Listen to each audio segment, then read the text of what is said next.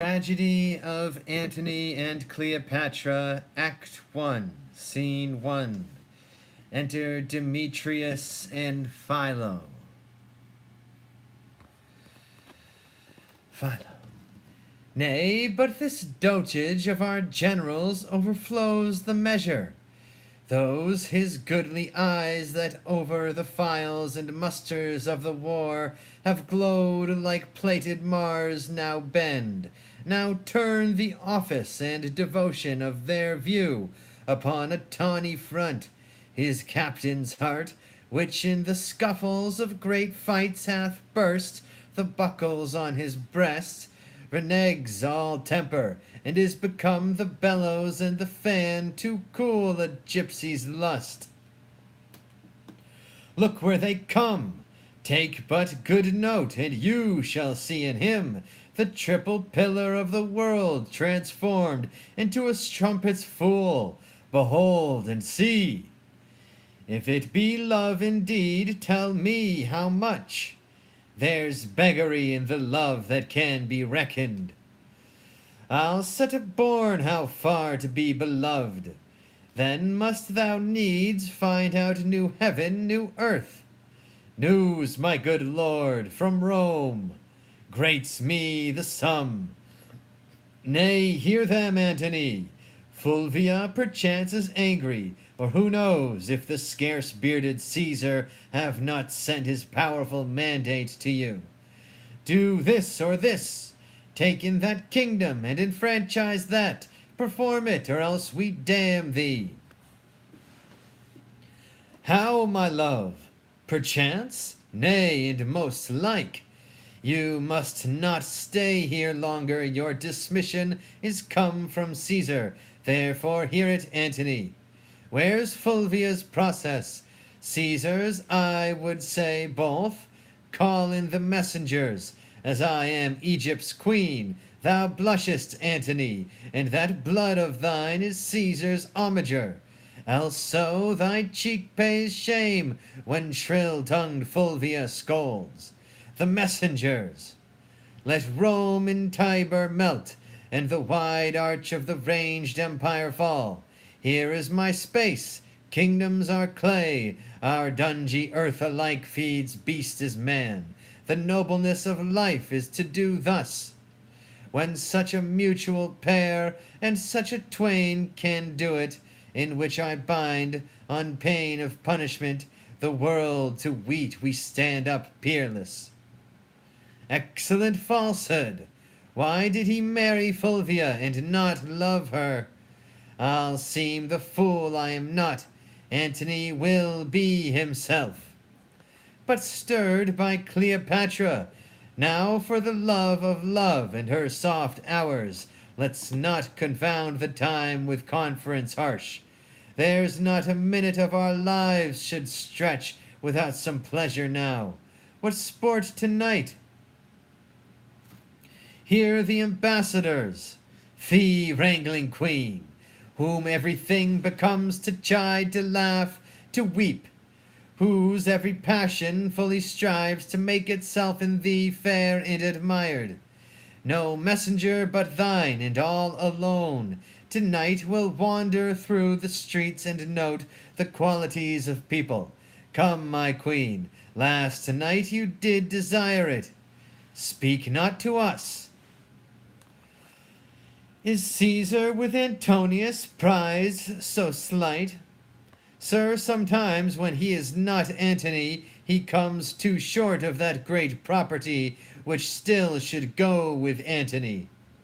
I am full sorry that he approves the common liar, who thus speaks of him at Rome, but I will hope of better deeds tomorrow. Rest you happy.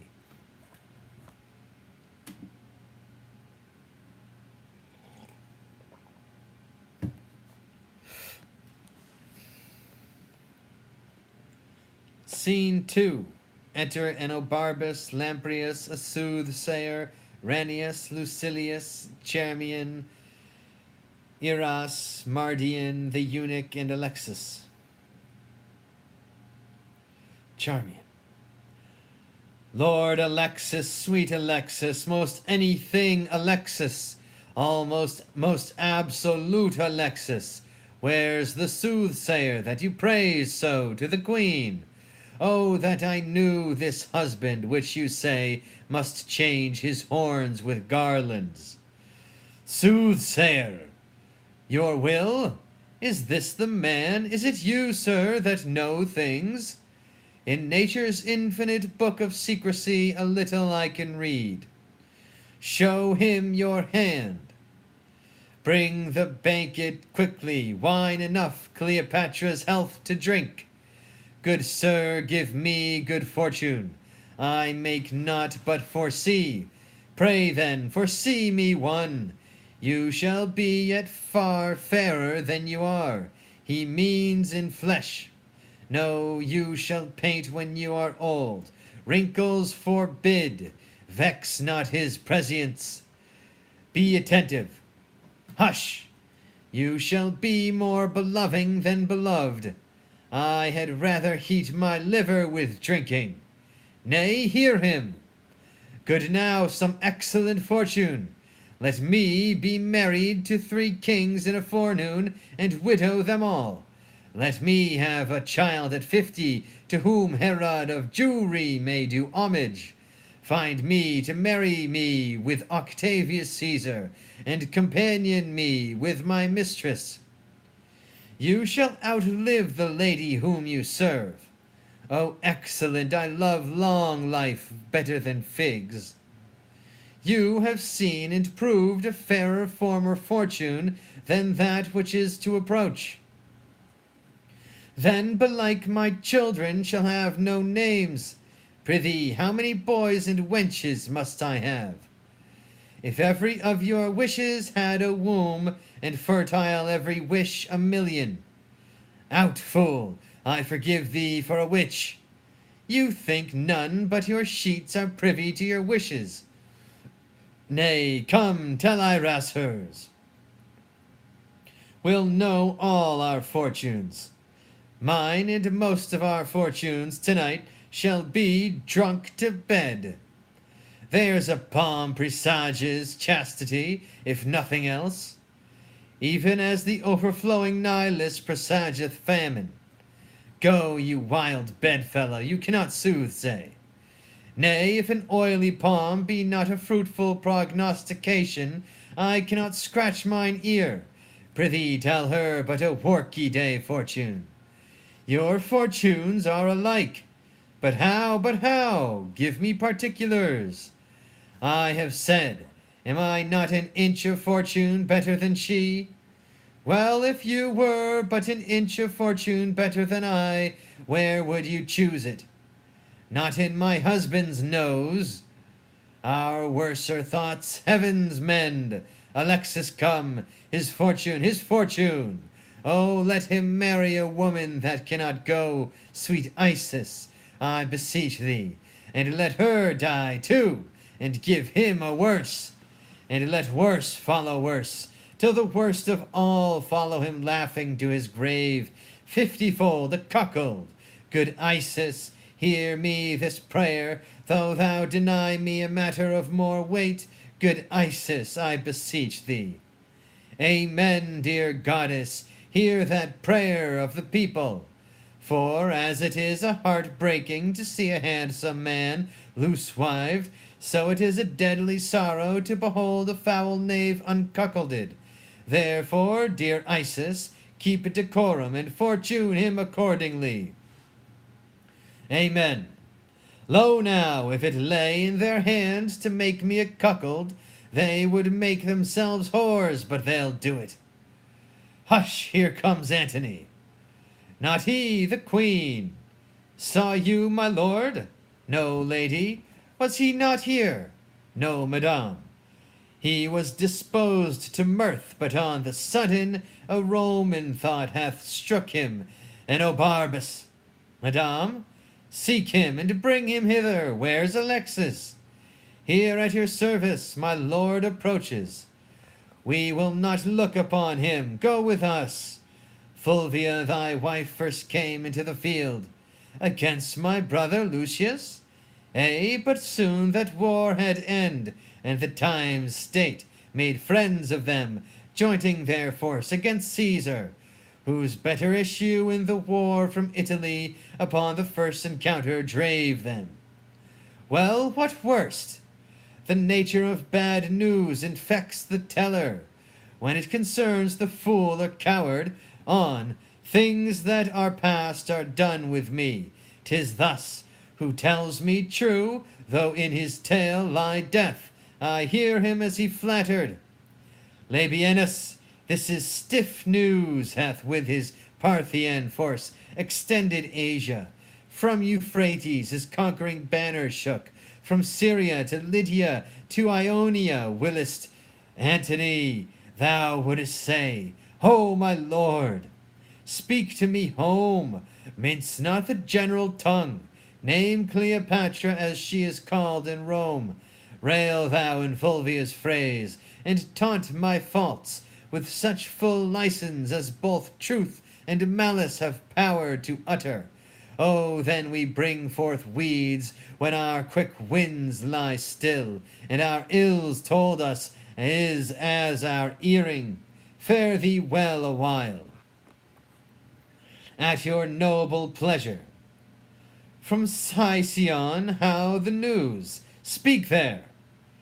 The man from Sicyon is there such an one. He stays upon your will. Let him appear. These strong Egyptian fetters I must break, or loose myself in dotage. What are you? Fulvia, thy wife is dead. Where died she? In Sicyon. Her length of sickness, with what else more serious importeth thee to know, this bears. Forbear me. There's a great spirit gone, thus did I desire it. What our contempts doth often hurl from us, we wish it ours again. The present pleasure, by revolution lowering, does become the opposite of itself. She's good being gone. The hand could pluck her back that shoved her on. I must from this enchanting queen break off 10,000 harms more than the ills I know my idleness doth hatch. How now, Enobarbus? What's your pleasure, sir? I must with haste from hence. Why then we kill all our women. We see how mortal an unkindness is to them. If they suffer our departure, death's the word. I must be gone. Under a compelling occasion, let women die. It were pity to cast them away for nothing, though between them and a great cause they should be esteemed nothing. Cleopatra, catching but the least noise of this, dies instantly. I have seen her die 20 times upon far poorer moment.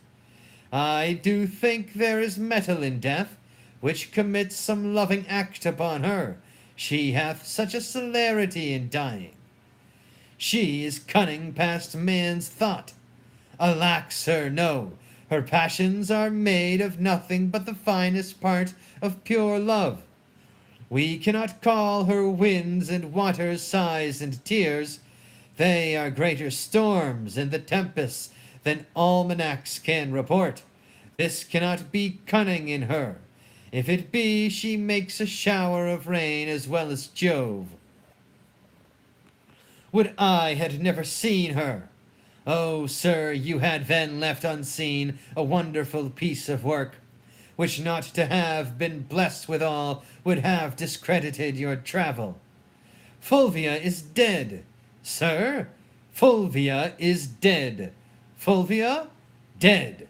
Why, sir, give the gods a thankful sacrifice, when it pleaseth their deities to take the wife of a man from him. It shows to man the tailors of the earth, comforting therein, that when old robes are worn out, there are members to make new. If there were no more women but Fulvia, then had you indeed a cut, and the case to be lamented. This grief is crowned with consolation. Your old smock brings forth a new petticoat, and indeed the tears live in an onion that should water his sorrow. The business she hath broached in the state cannot endure my absence, and the business you have broached here cannot be without you, especially that of Cleopatra's, which wholly depends on your abode. No more light answers. Let our officers have notice what we propose. I shall break the cause of our expedience to the queen, and get her leave to part, for not alone the death of Fulvia with more urgent touches do strongly speak to us, but the letters too of many our contriving friends in Rome petition us at home. Sextus Pompeius hath given the dare to Caesar, and commands the empire of the sea. Our slippery people, whose love is never linked to the deserver till his deserts are past, begin to throw Pompey the Great and all his dignities upon his son, who, high in name and power, higher than both in blood and life, stands up for the main soldier, whose quality going on the sides of the world may danger. Much is breeding, which, like the cursor's hair, hath yet but life, and not a serpent's poison. Say our pleasure to such whose places under us require our quick remove from hence. I shall do it.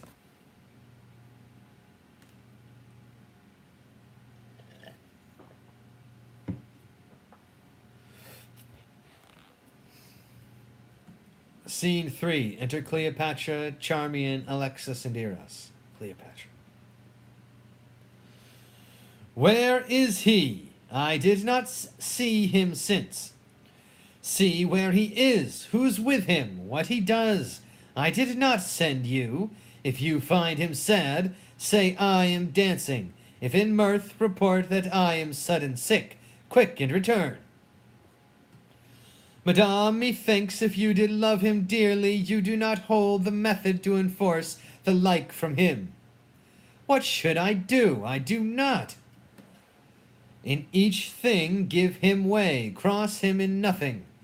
Thou teachest like a fool the way to lose him. Tempt him not so too far, I wish forbear.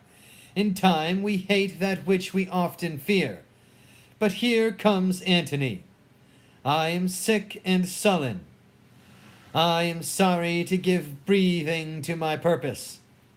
Help me away, dear Charmian, I shall fall.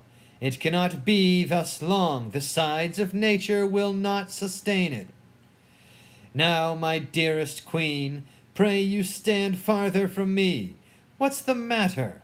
I know by that same eye there's some good news. What says the married woman you may go? Would she had never given you leave to come? Let her not say 'tis I that keep you here. I have no power upon you. Hers you are. The gods best know. Oh, never was there queen so mightily betrayed, yet at the first I saw the treasons planted. Cleopatra, why should I think you can be mine and true, though you in swearing shake the throned gods, who have been false to Fulvia? Riotous madness, to be entangled with those mouth-made vows, which break themselves in swearing. Most sweet queen, nay, pray you seek no colour for your going, but bid farewell and go. When you sued staying, then was the time for words. No going then. Eternity was in our lips and eyes, bliss in our brows bent. None our parts so poor, but was a race of heaven. They are so still. Or thou, the greatest soldier of the world, art turned the greatest liar. How now, lady? I would I had thy inches. Thou shouldest know there was a heart in Egypt. Hear me, queen, the strong necessity of time commands our services a while, but my full heart remains in use with you. Our Italy shines over with civil swords. Sextus Pompeius makes his approach to the port of Rome. Equality of two domestic powers breeds scrupulous faction. The hated grown to strength are newly grown to love. The condemned Pompey, rich in his father's honor, creeps apace into the hearts of such as have not thrived upon the present state, whose numbers threaten, and quietness, grown sick of rest, would purge by any desperate change. My more particular, and that which most with you should safe my going, is Fulvia's death. Though age from folly could not give me freedom, it does from childishness. Can Fulvia die? She's dead, my queen. Look here, and at thy sovereign leisure read the garboils she awaked. At the last best see when and where she died. O most false love, where be the sacred vials thou shouldest fill with sorrowful water? Now I see, in Fulvia's death, how mine received shall be. Quarrel no more, but be prepared to know the purposes I bear, which are or cease, as you shall give the advice. But by the fire that quickens Nilus' slime, I go from hence. Thy soldier servant, making peace or war as thou affects. Cut my lace, Charmian, come, but let it be. I am quickly ill and well, so Antony loves. My precious queen, forbear and give true evidence to his love, which stands in honorable trial. So Fulvia told me. I prithee turn aside and weep for her. Then bid adieu to me, and say the tears belong to Egypt. Good now, play one scene of excellent assembling, and let it look like perfect honor. You'll heat my blood no more. You can do better yet, but this is meetly. Now by my sword, and target still he mends. But this is not the best. Look, prithee, Charmian, how this Herculean Roman does become the carriage of his chafe. I'll leave you, lady. Courteous lord, one word. Sir, you and I must part, but that's not it. Sir, you and I have loved, but there's not it. That you know well. Something it is I would. Oh, my oblivion is a very Antony, and I am all forgotten. But that your royalty holds idleness your subject, I should take you for idleness itself. 'Tis sweating labor to bear such idleness so near the heart as Cleopatra this. But, sir, forgive me, since my becomings kill me when they do not, I well to you. Your honor calls you hence, therefore be deaf to my unpitied folly, and all the gods go with you. Upon your sword, sit laurel victory, and smooth success be strewed before your feet. Come, let us go. Come, our separation so abides and flies, that thou residing here goes yet with me, and I hence fleeting here remain with thee. Away.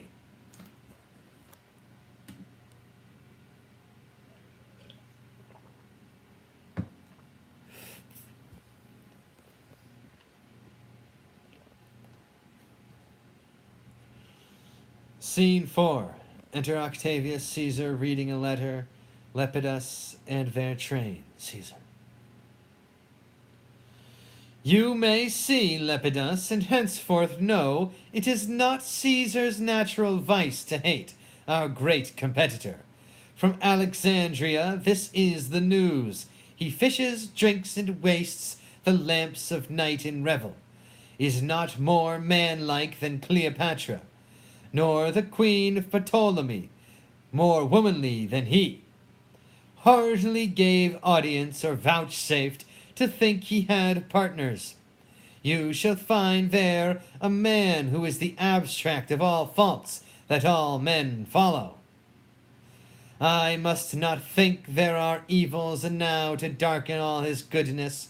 His faults in him seem as the spots of heaven, more fiery by night's blackness, hereditary rather than purchased, what he cannot change than what he chooses.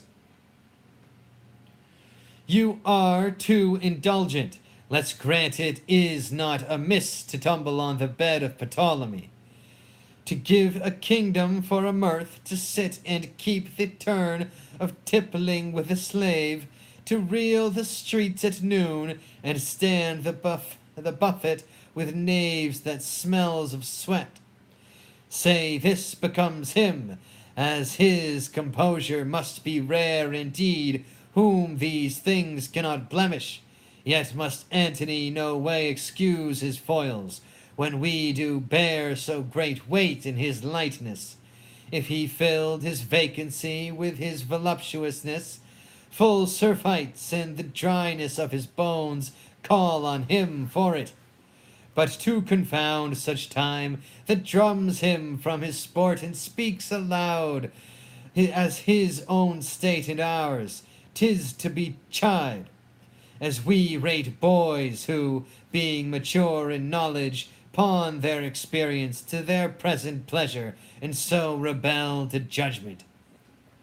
Here's more news. Thy biddings have been done, and every hour, most noble Caesar, shalt thou have report how 'tis abroad. Pompey is strong at sea, and it appears he is beloved of those that only have feared Caesar.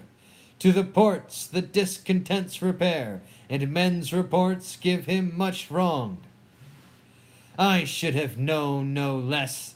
It hath been taught us from the primal state, that he which was wished until he were, and the ebbed man never loved till never worth love, comes deared by being lacked.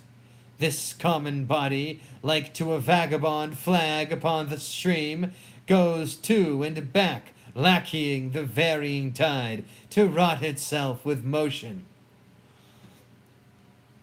Caesar, I bring thee word, Menecrates and Menas, famous pirates, makes the sea serve them, which they ear and wound with keels of every kind. Many hot inroads they make in Italy. The borders maritime lack blood to think on it, and flush youth revolt. No vessel can peep forth, but 'tis as soon taken as seen, for Pompey's name strikes more than could his war resisted. Antony, leave thy lascivious wassails. When thou once was beaten from Modena, where thou slewest Hirtius and Pansa, consuls at thy heel, did famine follow, whom thou foughtest against, though daintily brought up with patience more than savages could suffer. Thou didst drink the stale of horses, and the gilded puddle which beasts would cough at. Thy palate then did deign the roughest berry on the rudest hedge.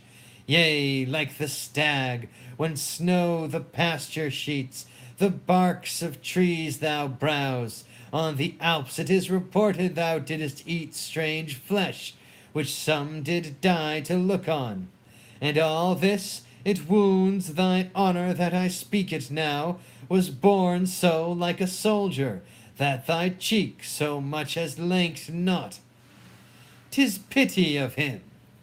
Let his shames quickly drive him to Rome. 'Tis time we twain did show ourselves in the field, and to that end assemble we immediate council. Pompey thrives in our idleness. Tomorrow, Caesar, I shall be furnished to inform you rightly, both by what sea and land I can be able to front this present time. Till which encounter it is my business too. Farewell. Farewell, my lord. What you shall know meantime of stirs abroad, I shall beseech you, sir, to let me be partaker. Doubt not, sir, I knew it for my bond.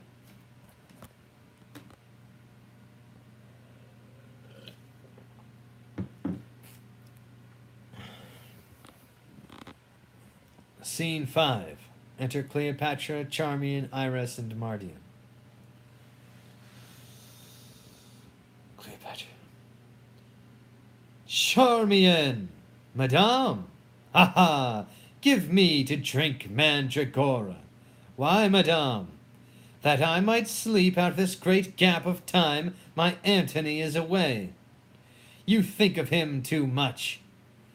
Oh, 'tis treason. Madame, I trust not so. Thou eunuch Mardian, what's your highness's pleasure? Not now to hear thee sing, I take no pleasure in aught an eunuch has. 'Tis well for thee, that being unseminar'd, thy freer thoughts may not fly forth of Egypt. Hast thou affections? Yes, gracious madame, indeed. Not indeed, madame, for I can do nothing but what indeed is honest to be done.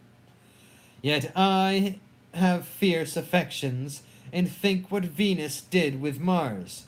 O Charmian, where thinkest thou he is now?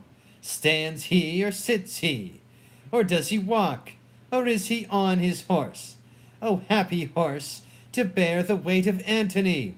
Do bravely, horse, for wantest thou whom thou movest? The demi-atlas of this earth, the arm and burgeonet of men. He's speaking now, or murmuring, where's my serpent of old Nile? For so he calls me. Now I feed myself with most delicious poison. Think on me, that am with Phoebus's amorous pinches black, and wrinkled deep in time. Broad-fronted Caesar, when thou wast here above the ground, I was a morsel for a monarch, and great Pompey would stand and make his eyes grow in my brow. There would he anchor his aspect, and die with looking on his life. Sovereign of Egypt, hail! How much unlike art thou, Mark Antony, yet coming from him great medicine hath with his tinct gilded thee. How goes it with my brave Mark Antony? Last thing he did, dear queen, he kissed the last of my doubled kisses, this orient pearl. His speech sticks in my heart. Mine ear must pluck it thence. Good friend, quoth he, say the firm Roman to great Egypt sends this treasure of an oyster, at whose foot, to mend the petty present, I will piece her opulent throne with kingdoms. All the East, say thou, shall call her mistress. So he nodded, and soberly did mount an arm-gaunt steed, who neighed so high that what I would have spoke was beastly dumbed by him. What, was he sad or merry? Like to the time of the year between the extremes of hot and cold, he was nor sad nor merry. O well-divided disposition, note him, good Charmian. 'Tis the man, but note him, he was not sad, for he would shine on those that make their looks by his. He was not merry, which seemed to tell them his remembrance lay in Egypt with his joy, but between both. O heavenly mingle, beest thou sad or merry? The violence of either thee becomes, so does it no man's else. Mettest thou my posts? Madame, 20 several messengers, why do you send so thick? Who's born that day when I forget to send to Antony shall die a beggar. Ink and paper, Charmian, welcome my good Alexis. Did I, Charmian, ever love Caesar so? Oh, that brave Caesar! Be choked with such another emphasis. Say, the brave Antony, the valiant Caesar. By Isis, I will give thee bloody teeth, if thou with Caesar paragon again, my man of men. By your most gracious pardon, I sing but after you.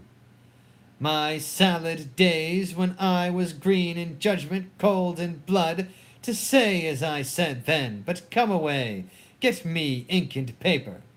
He shall have every day a several greeting, or I'll unpeople Egypt. End of Act 1 of the tragedy of Antony and Cleopatra. Amen. Praise be to God. Jesus Christ. Bless.